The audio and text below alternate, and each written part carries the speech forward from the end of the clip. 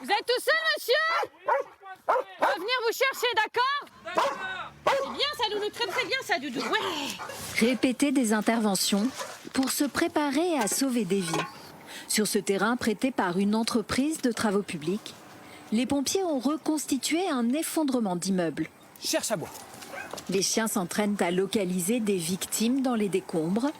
Si elles sentent une présence, Saya doit s'arrêter et aboyer jusqu'à l'arrivée de son maître. Son but, elle, c'est un jeu pour elle de rechercher une victime.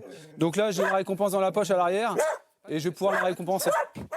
Ouais, Récompenser, encourager, pour que le chien prenne du plaisir dans ses recherches et soit prêt à avancer seul sur des terrains difficiles.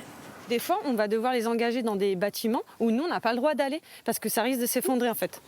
Donc eux, ils doivent avoir un détachement. Comme pour tous les sauveteurs, la formation du chien est permanente. Mon loup, allez. Rafale doit travailler sa concentration. Allez, en avant.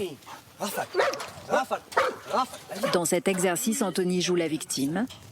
Il va lui-même le féliciter. Rafale. Il faut qu'il soit proche de moi, qu'il prenne plaisir avec les victimes. S'il prend plaisir à aller près des victimes, il va prendre plaisir à trouver les victimes. En France, 450 chiens et leurs maîtres peuvent être appelés sur des terrains de catastrophe. Pour fouiller les décombres après des effondrements ou comme ici après des explosions dues au gaz.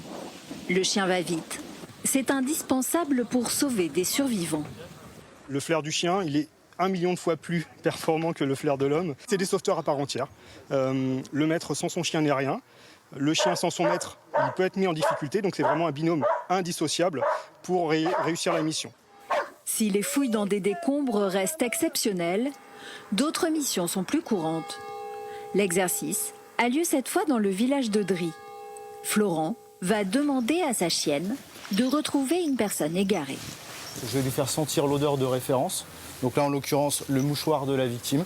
Moins d'1 seconde pour sentir La piste. et trouver une piste à suivre. Et là, c'est parti. Le binôme a déjà réussi ce type d'intervention. Ce monsieur d'un EHPAD s'était perdu, en fait. Vers 1h du matin, on a fait 3 ou 4 kilomètres et elle l'a retrouvé errant dans un chemin.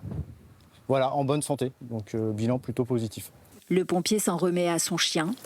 Leur complicité, c'est la clé de la réussite. Sans lui, en fait, on n'est rien. Impossible de travailler, de retrouver quelqu'un vraiment sans le nez du chien. C'est un petit peu un dialogue sans parole. Sag le border collie ou Pila la malinoise partagent des qualités d'agilité et d'endurance. Toujours prêts à honorer la devise des pompiers, courage et dévouement.